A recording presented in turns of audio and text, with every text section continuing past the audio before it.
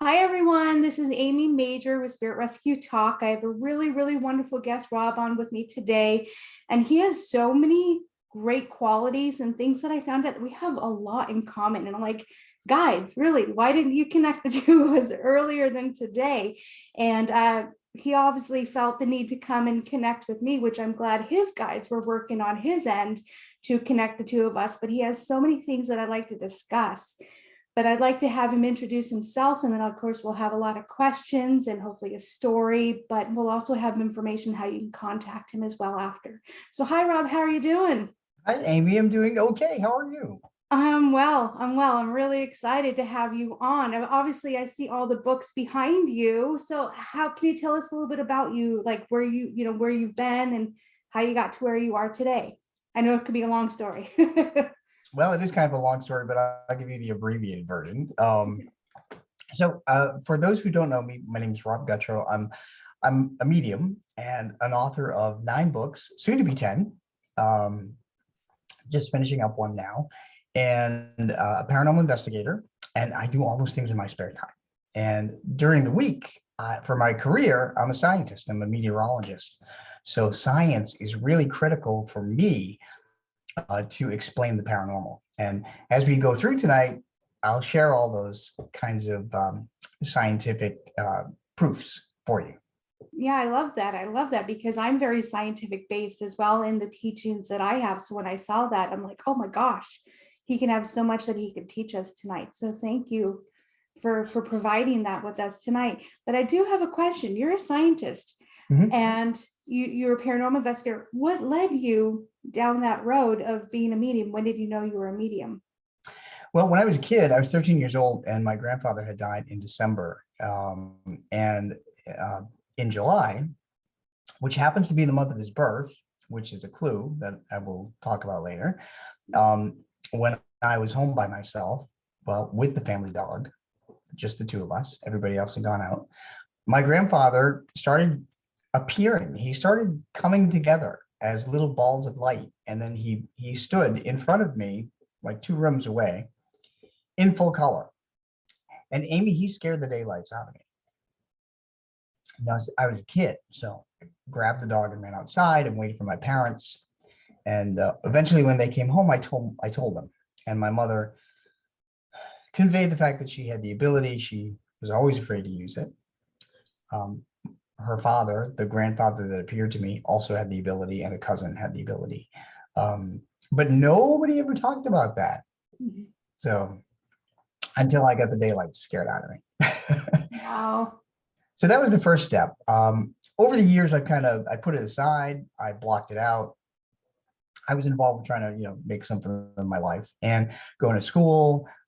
When I went back to college for a third time for another degree, for third degree, I lived in a house that was haunted, as it turned out to be. And Really? figuring that out was just weird, um, because I wasn't experienced.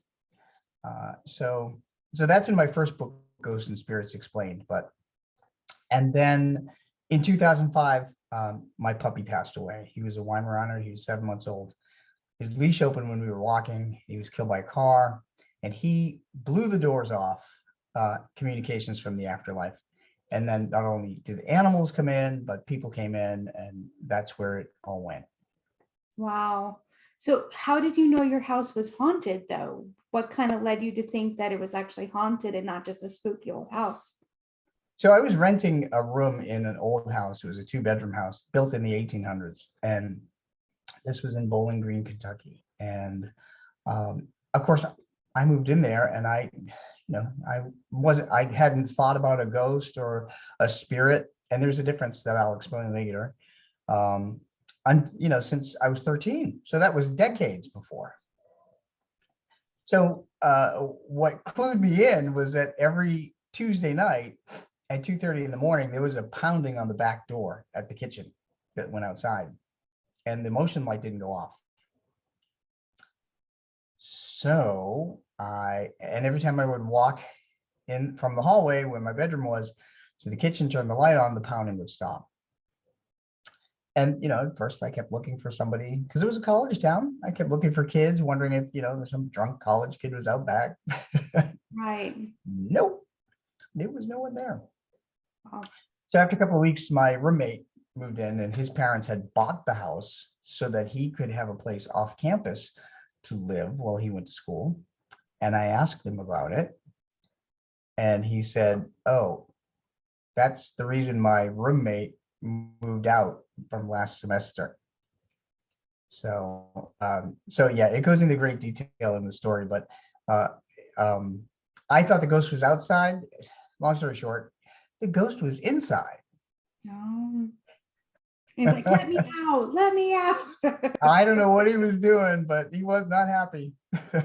Wow. So knowing it was a ghost, and you said that you know the difference, how you can tell between a ghost and a spirit. Can you tell our Mhm. audience how they can tell?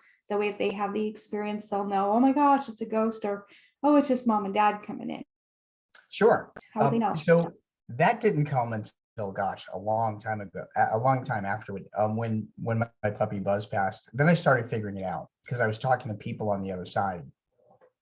So what I have come to decide is that when we die, our memories, personality, and knowledge combine with the energy, the physical energy that's within us. If you think of our blood pumping, if you think of our cells splitting, if you think of the electrical impulses that are created when we have thoughts, that energy combines with memories, personality, and knowledge of our life.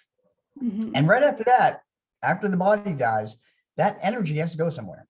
So we choose to stay earthbound in a fixed location of a place we're either familiar with or where we died, or we cross over into the light and we connect with all the energy on the other side, like heaven, Valhalla, paradise, whatever you want to call the other side.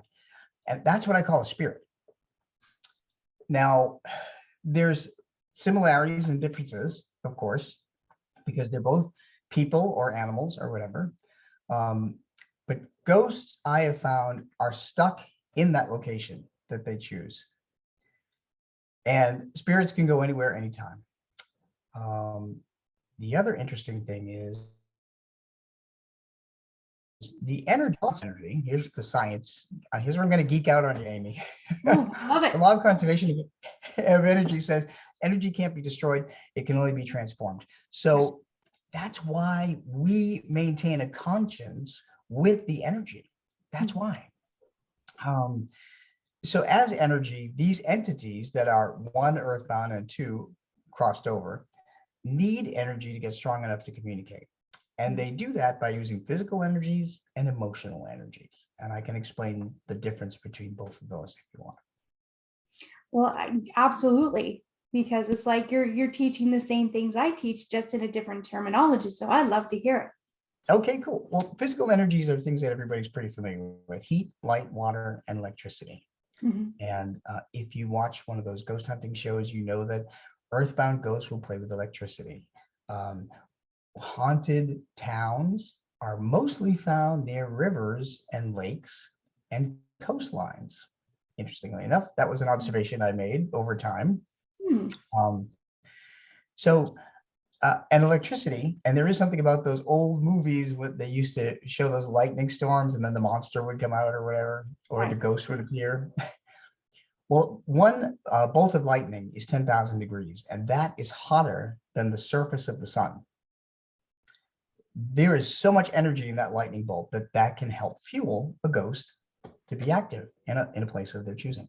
Now, Right. spirits, they use the same kinds of physical energy, but the difference therein is emotional energy. Ghosts draw on negative emotions like fear, anxiety, depression, and anger. Those things fuel a ghost. So if you have a ghost in your house and you're anxious, or you're always fighting with your spouse, or you're depressed, you're fueling the ghost to be more active.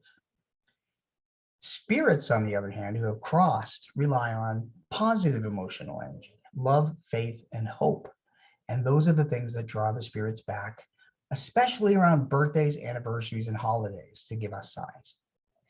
So that's, in a nutshell, that is your lecture on how ghosts, earthbound, and spirits crossed over use energy. Have you had any common reasons why people would remain earthbound and not transition to the light? Sure, there have been quite a few, actually. I've met a number of people in uh, historic places that they loved the place, maybe when they grew up or when they lived there, and they Right. just didn't want to leave. Um, I did run into a woman, a 92-year-old woman who was a ghost in a hospital in an elevator, and she died there, and she was confused. She didn't know what happened. She didn't know she died, and she lingered too long, Mm. and then she was stuck. And the funny thing is, Amy, is that when they start talking to me, fortunately there was nobody in the elevator, but when they start talking to me and I'm answering out loud, then the elevator door opened and there's four people standing there and they're going, "Who's the lunatic in the elevator talking to himself?" And I had to just kind of go, "See you later." Oh, so To you're like me, you talk to ghosts out loud just like a normal person. right.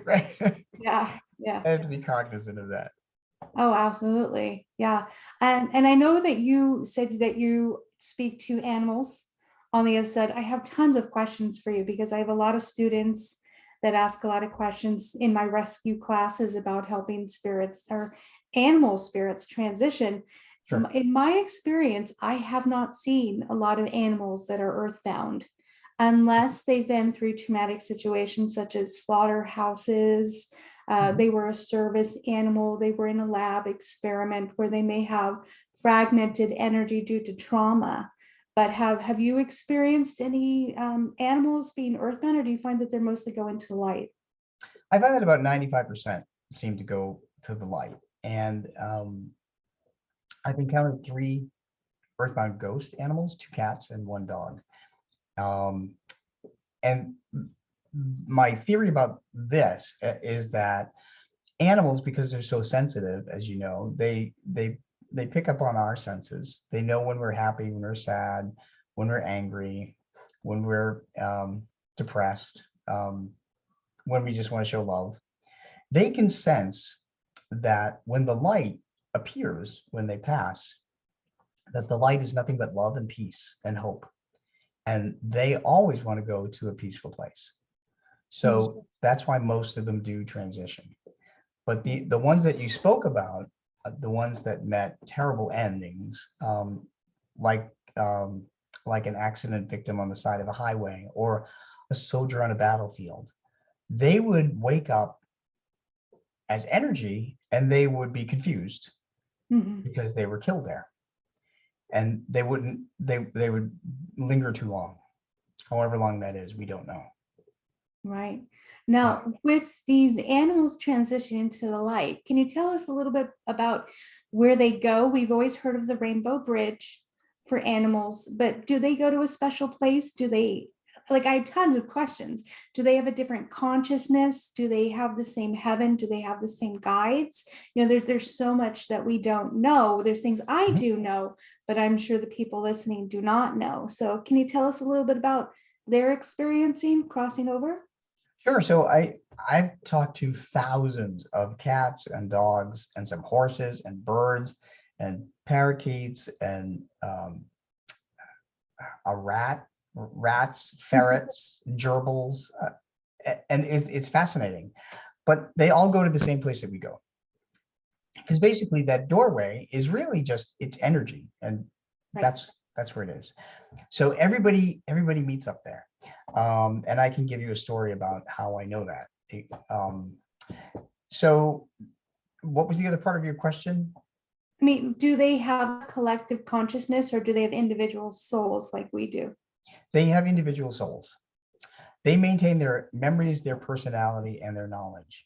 So that's why when they come back from spirit, they actually do things that in spirit that they used to do in life. Um, and there are many ways that they communicate. So you may find them as a shadow laying in their favorite place, and then suddenly you look and the shadow's gone. Um, you may find that the new pet that you adopt starts to take on some of the habits that they had, even though they never met. That's Mhm. because your pet is on the other side, visiting and training the new pet to do something they used to do. So you will be aware that they are still there in spirit.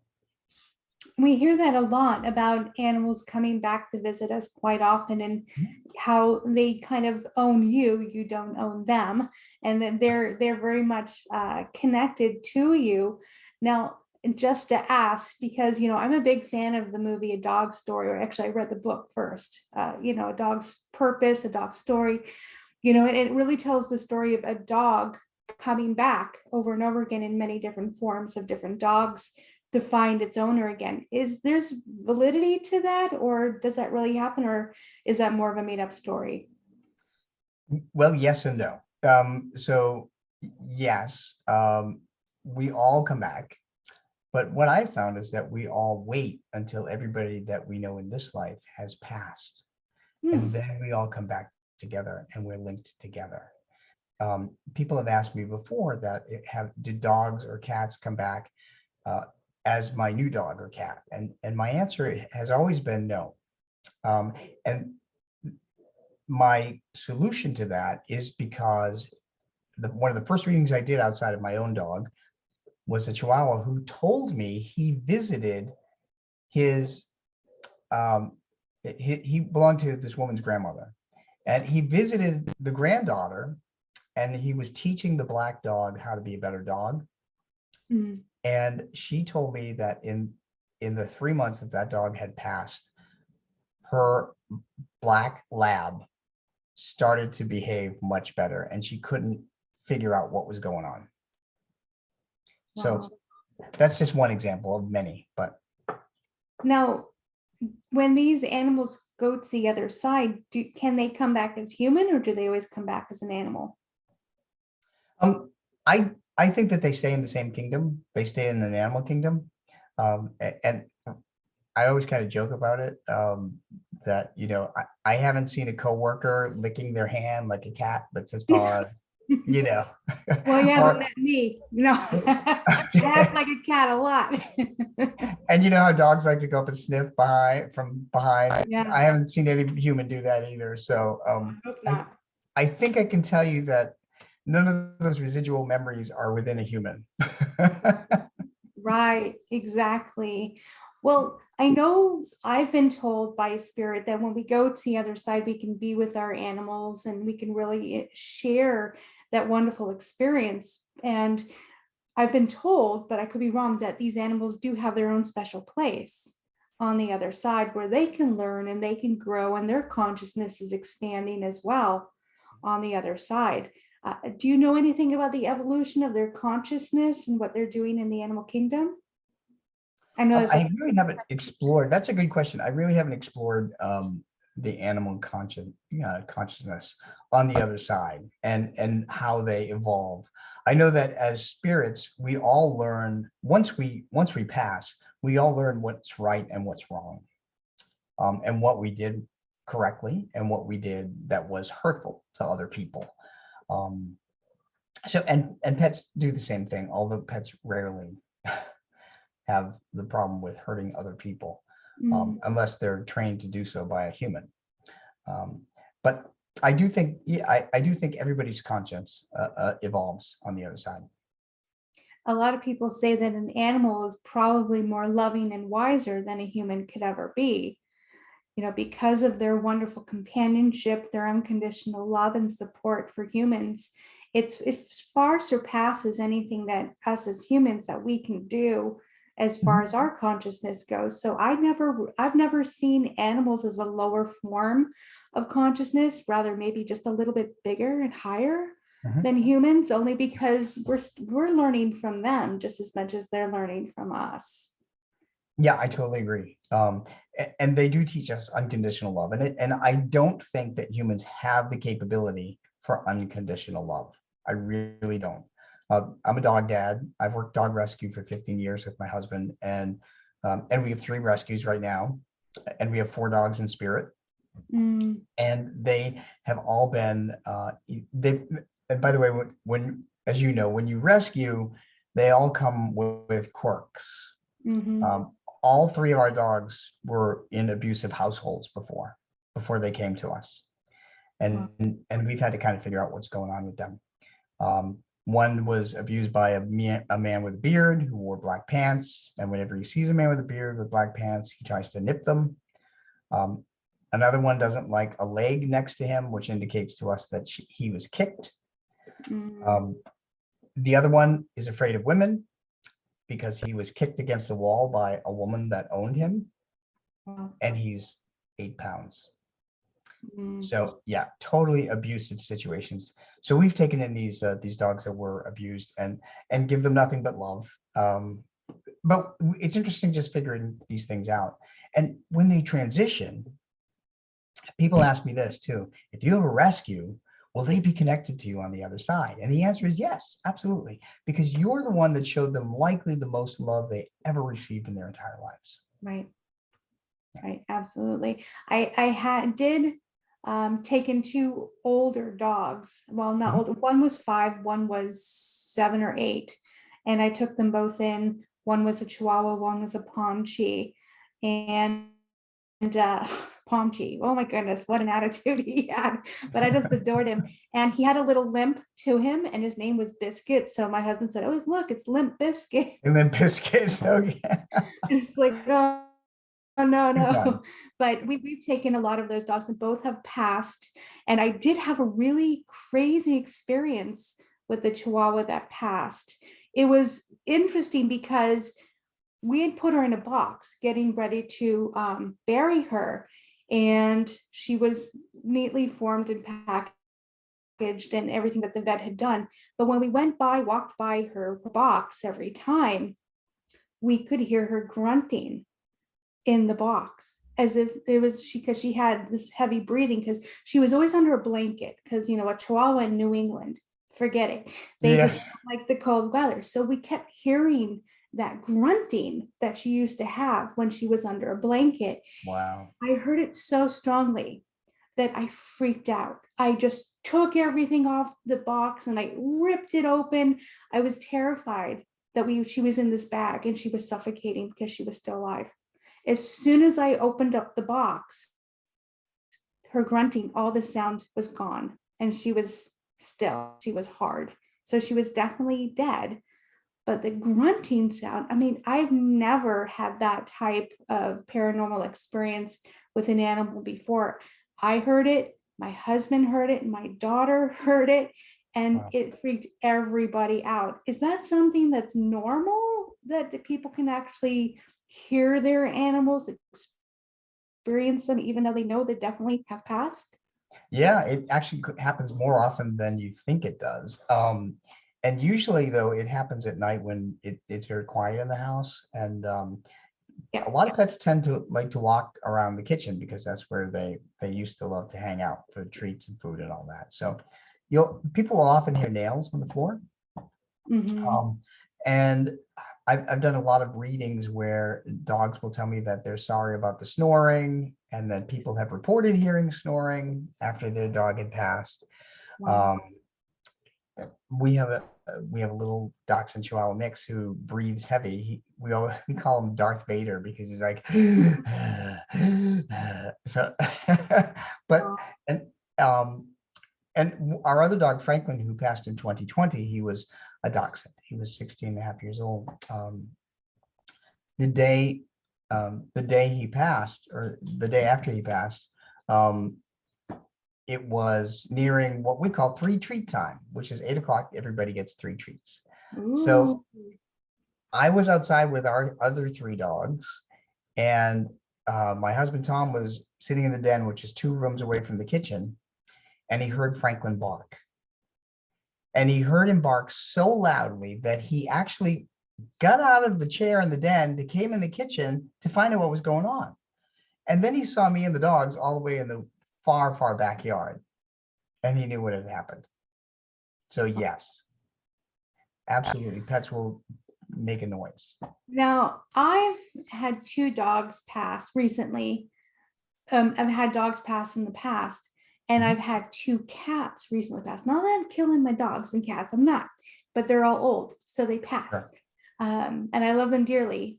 But one thing I noticed was that you hear the dogs a lot more often. With the cats, and nowhere to be found. I'm like, do you not love me anymore? Do you not want to come around me?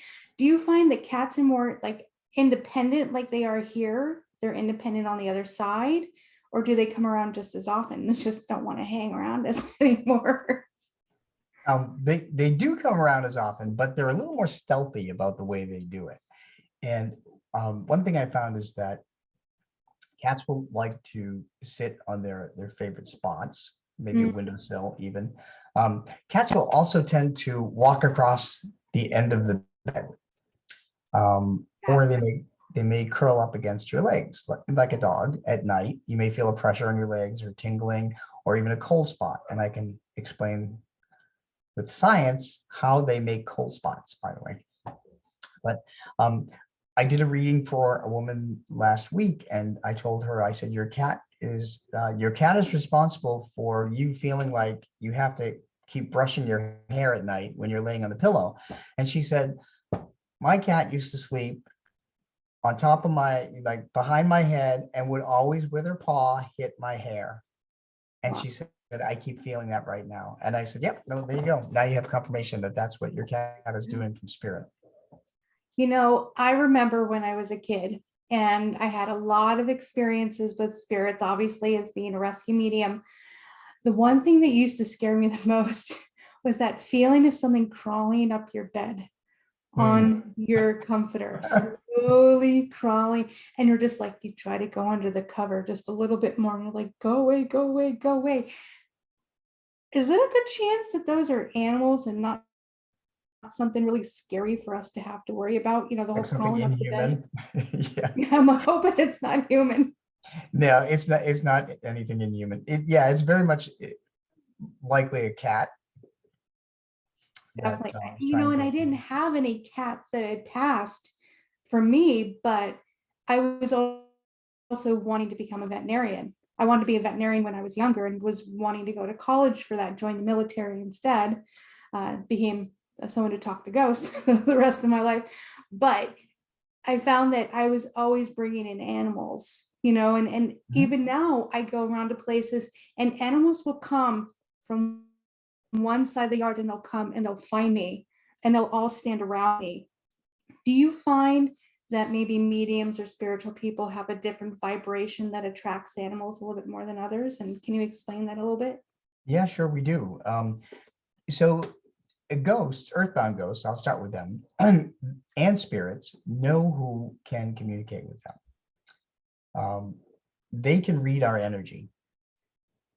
Animals, likewise, can read our energy. They can read our emotional energy. Just like your own pets can read whether or not you're happy, sad, et cetera, et cetera. So they can read your energy. And and I liken it to this. I liken it to humans walking into a crowded room like cocktail hour, and you don't know anybody, but you're kind of drawn to one or two people in one side of the room, and you want to just walk over and maybe say hello or give them a nod or something. Conversely, there may be people on the other side of the room that you absolutely want nothing to do with, and you don't know why, Mhm. but you stay away from them, and you're reading their energy. And I Right. think that's what living animals do, especially with mediums, because we radiate more energy. Definitely. And animal communicators, of course, Mhm. would definitely say the same thing. Do you ever communicate with animals that are alive, or do you find that it's mostly the mediumship of connecting to animals that have stepped out of their body and they're now in spirit form? So no, I only have one gift, and that's to communicate with animals and people who passed. So animal communicators, in my definition, would be able to communicate with living animals. Mm. Um, and also, in addition to that, psychics are also not mediums.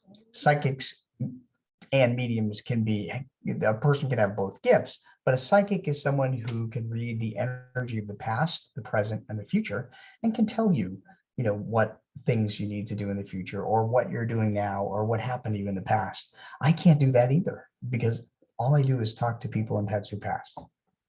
Mhm. Well, it is a very special gift, and I see you have a lot of books behind you. Can you tell us about your books and what you've written about? Obviously, we have a lot of animals on your covers. Tell us a little bit book, and I've heard you have won some awards too. Yeah, thank you. So I have 3 series of books.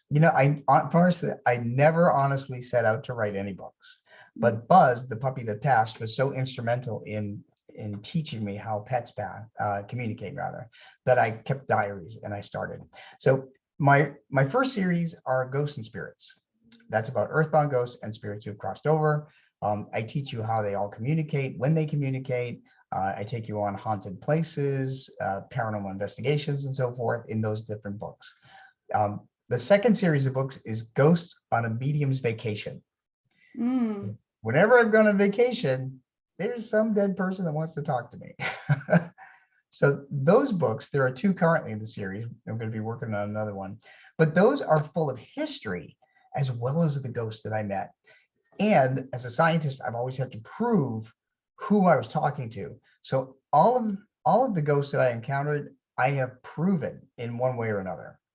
Right. Um, How do you and do that? finally, how do I do that? Yeah.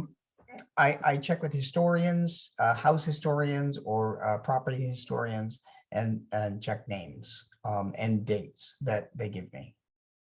Now, and there's a lot of skeptics out there when they just say, "Oh, you just looked it up and you knew that information." I mean, it's hard to prove as a medium sometimes, especially a rescue medium or someone that helps spirits transition, Sure. have that validity, to have that validation that what you're getting is actually accurate. But the thing is like we don't have the time to look all this stuff up first Yeah. before we come in. And it sounds like you're like me, where you like to go in and read it cleanly without any, knowing anything, even partially, about the history or the story, because as you know, that can kind of intertwine into your thinking and can actually get in the way of doing Yes. a clean read on a location. So do you like to go in clean as well and kind of have what those they call cold read on the Yeah. place? The paranormal investigation group I belong to, called Inspired Ghost Tracking, doesn't tell us the location until less than an hour before we have to be there. That's And it's great. usually a private residence.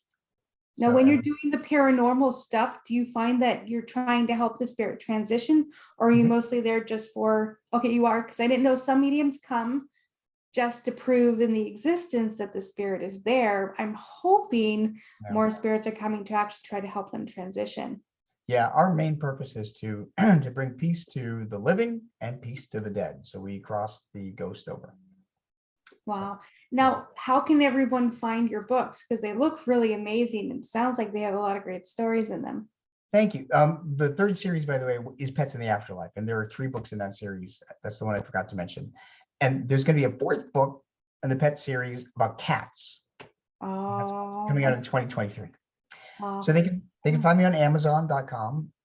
Just type in Gutro. It's a weird last name. Or they can go to robgutro.com. And if you can't figure out the last name, type in petspirits.com and you'll go to the same place. Wow. And I'm a big cat lover. Obviously, my totem, my power animal is a black panther. So I attract cats like crazy. I did recently have a cat pass, not only 3 weeks ago, 4 weeks ago, maybe at the Wow. most. And it was my daughter's cat. The cat was 5 years old. And I found that my cat a few years prior was 5 years old and passed with the same exact ailment.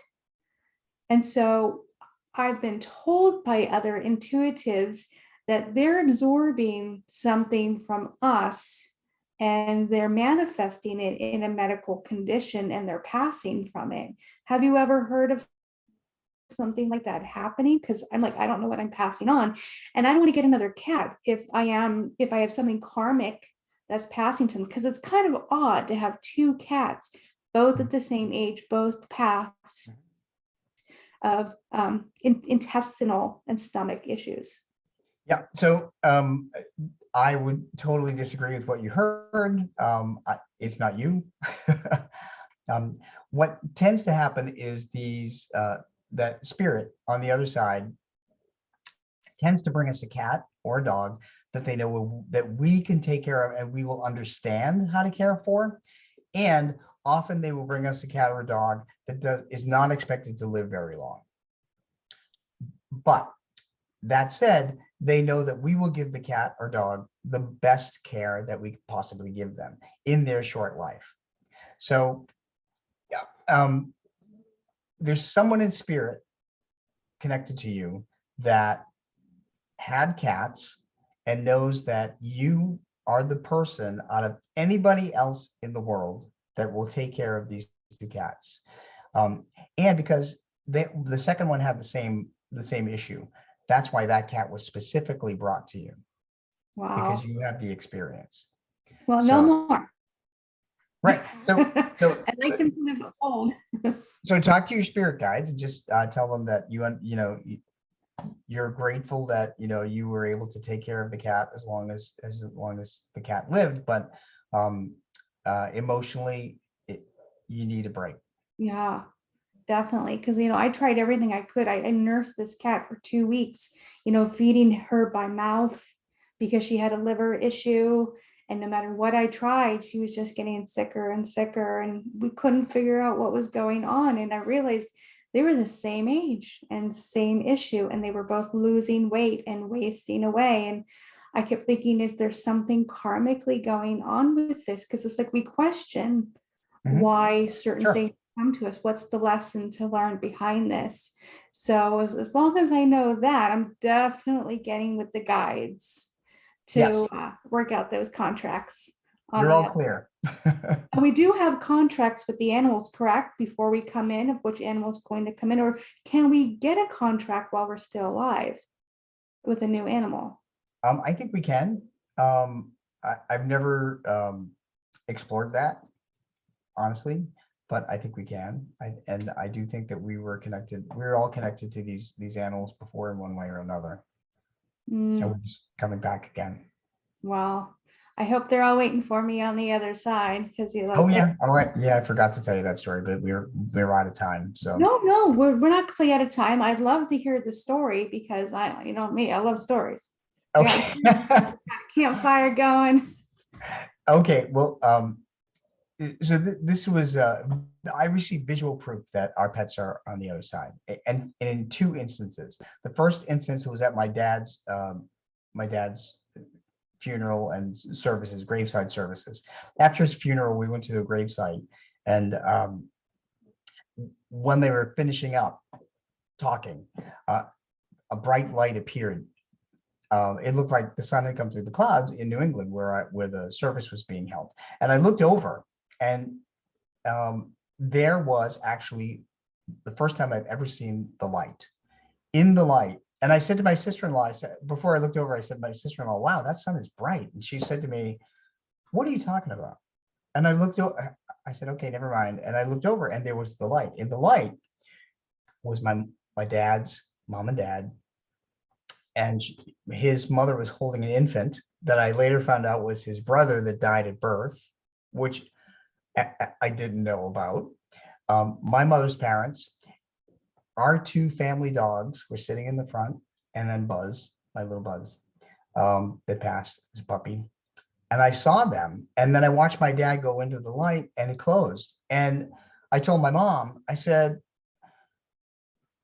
"These are the people and the dogs that were there." And I said, why would dad's mother be holding an infant? And she said, "Oh, I never told you that he had a brother that died at birth." Now, how would I know that? Right. So I saw that. So our pets were there. And when Dolly, my Weimaraner, passed in October 2020, it happened within 16 hours. She was almost 16 years old, and one of the discs in her spine slipped, and it immediately paralyzed her back legs. And she was, like I said, a Weimaraner that already lived 4 years beyond expected lifetime. She let me know it was time. So that night she always slept in the kitchen in their last couple of years because she was incontinent. And I would go in the kitchen and I would lay down with her on her bed and our dachshund, who was bonded to her. And we waited until she fell asleep. And then I would take our dachshund into my room with me and put him to bed. And then I would go to bed and Dolly would sleep in the kitchen. Well, that last night, the dachshund and I fell asleep with Dolly. And at 3 o'clock in the morning, Dolly woke up and she forced herself to kind of almost sit up, and she was staring at the door that goes to our laundry room. And I kept telling her, I was laying down, my eyes were closed. I said, lay down, lay down, lay down. And she wouldn't lay down. So finally I got up and I looked. And Amy, I have to tell you, this was hard.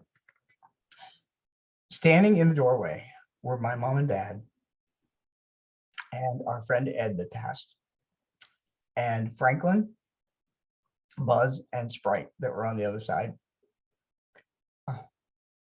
And they let me know that they were waiting for her. Wow.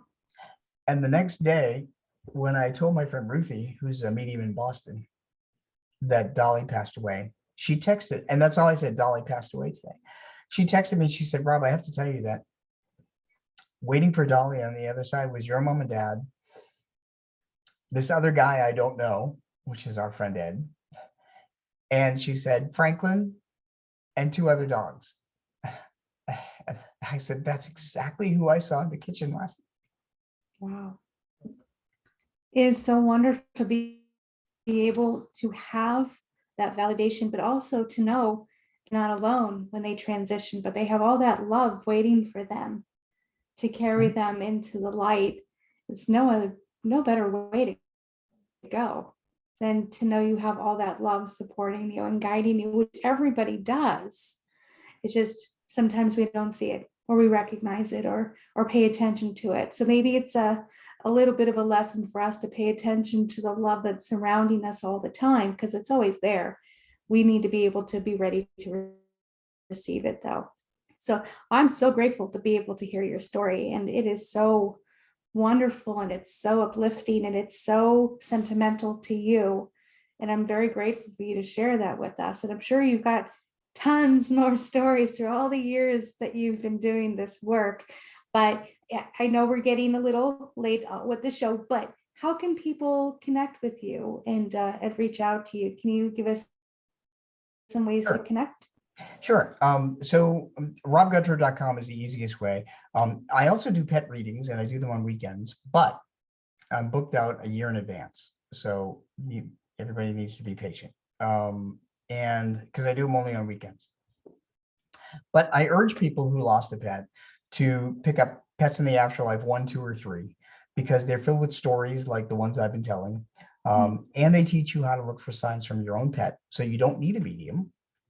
And there's also a special chapter on grief in the Pets in the Afterlife 3. And that's the one that you mentioned at the top of the program that won the award. It won an International Book Award by Book Authority as one of the best books on grief for 2021 and 2022. So I was astounded. That's pretty amazing to have that type of award. You must be so proud of everything that you've done, and especially proud of being able to connect people to their pets, because I got to tell you, there's more people that want to hear from their animals than they want to hear from their family on the other side. So we're very grateful to have you in this world, to be able to provide this type of gift to everyone. So again, I want to thank you so much for being on the show. And I've learned a lot from you, and I'm sure everybody else has as well. And if you have learned a lot from Rob, please reach out to him, pick up one of his books. He can be found everywhere, but if you go to Amazon, I'll have the links here on the interview as well. And I just want to thank everyone who showed up to be present here to hear Rob's stories, because there is something for all of us to learn, and we all have that wonderful love for our animals, and there's no better place for them to be but by our side, and we know that they are, thanks to Rob and his stories. So I want to thank you again, and thank you everyone who showed up today, and I will see you next time.